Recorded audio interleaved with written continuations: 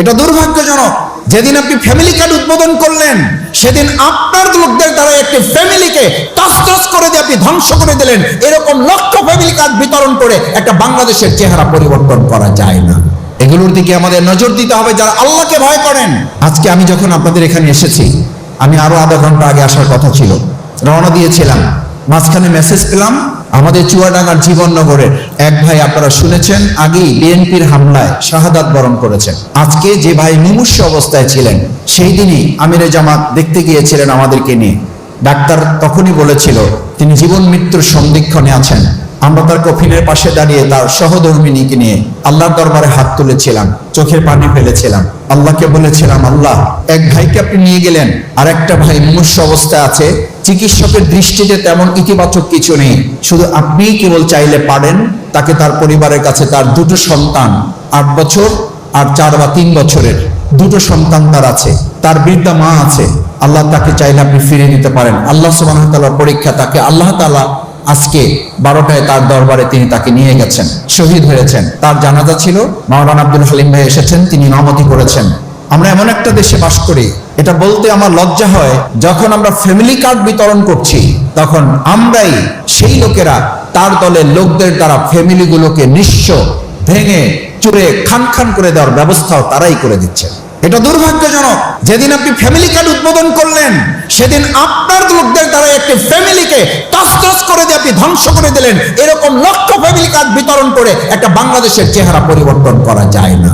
এগুলোর দিকে আমাদের নজর দিতে হবে যারা আল্লাহকে ভয় করেন, যাদের এই রোজার মাধ্যমে এটা মনে করেন যে শুধুমাত্র আল্লাহর জন্যই আমি রোজা রাখি, আল্লাহ দেখেন সেই কারণে আমি পানি পান করি না, আর কেউ দেখেন না। পৃথিবীর কোনো গোয়েন্দা সংস্থা একজন রোজাদারকে পাহারা দিতে হয় না। এই ভয় যদি একজন রোজাদারের মধ্যে তৈরি হয়, নাগরিক যদি এরকম গড়ে ওঠে, তাহলে সেই দেশে অন্যায়ভাবে হত্যা করা, চাঁদাবাজি করা, দুর্নীতি করা, এরপরে দখলদারিত্ব করা, অন্যায় প্রভাব বিস্তার করা।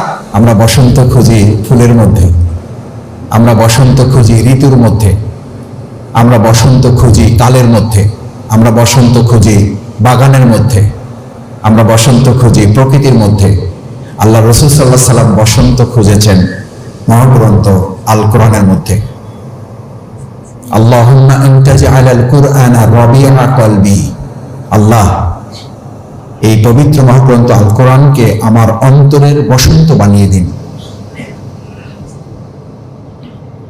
এই বসন্ত যে রমাদান সওয়াবের বসন্ত যে কালকে বলা হয়েছে, সেই বসন্তেরও শেষ দশক হচ্ছে আল্লাহ তাআলার কাছে অধিকতর পছন্দের প্রিয় নবী মুহাম্মদ রাসূলুল্লাহ সাল্লাল্লাহু আলাইহি ওয়াসাল্লাম এই 10 দিনকে আলাদাভাবে তার পরিবার পরিজন, তার যারা সঙ্গী সাথী ছিলেন, সাহাবায়ে কেরাম ছিলেন, তাদেরকে কোমরে কাপড় বেঁধে আমল করার জন্য নেমে যেতে বলতেন। আমাদের চিত্রটা কিন্তু ভিন্ন। আমরা কাজের জন্য বেরিয়ে পড়ি, বাজারের জন্য বেরিয়ে পড়ি, শপিং এর জন্য বেরিয়ে পড়ি, ঈদ আয়োজন বাস্তবায়ন করার জন্য আমরা বেরিয়ে পড়ি। বলা যায় সারা বছরের মধ্যে সবচেয়ে ব্যস্ততম দুনিয়ার দৃষ্টিতে যে সময়, সেটি হচ্ছে বছরের এই 10 দিন। অথচ রাসূল সাল্লাল্লাহু আলাইহি সাল্লাম বলেছেন এটা হচ্ছে সওয়াবের বসন্ত, আমল করার সবচেয়ে সেরা 10 দিন। সম্মানিত রোজাদার ভাই বোনেরা, প্রিয় নবী মুহাম্মদ রাসূলুল্লাহ সাল্লাল্লাহু আলাইহি ওয়াসাল্লাম এই 10 দিনে কদর খুঁজতে বলেছেন। কদর মানুষকে সম্মানিত করে, জাতিকে, দেশকে, সমাজকে, পরিবারকে, রাষ্ট্রকে সম্মানিত করে।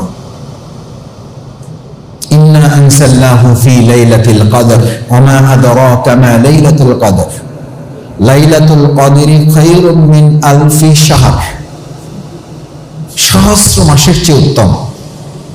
শুধু ব্যাপারটা যে তা আসলে না, ব্যাপারটা হচ্ছে এই কদরের মাধ্যমে আমি এটা উপলব্ধি করতে পারি যে কদর আমাকে সম্মানিত করেছে।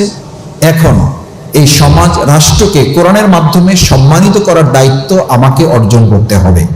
আল্লামা ইকবাল এই জন্য বলতেন পুরো রমজান দুভাগে বিভক্ত, রহমান আল্লাইল ফুরসান আন-নাহার, রাত্রিবেলা দরবেশগিরি করো, দিনের বেলা সৈনিকগিরির জন্য প্রস্তুতি গ্রহণ করো।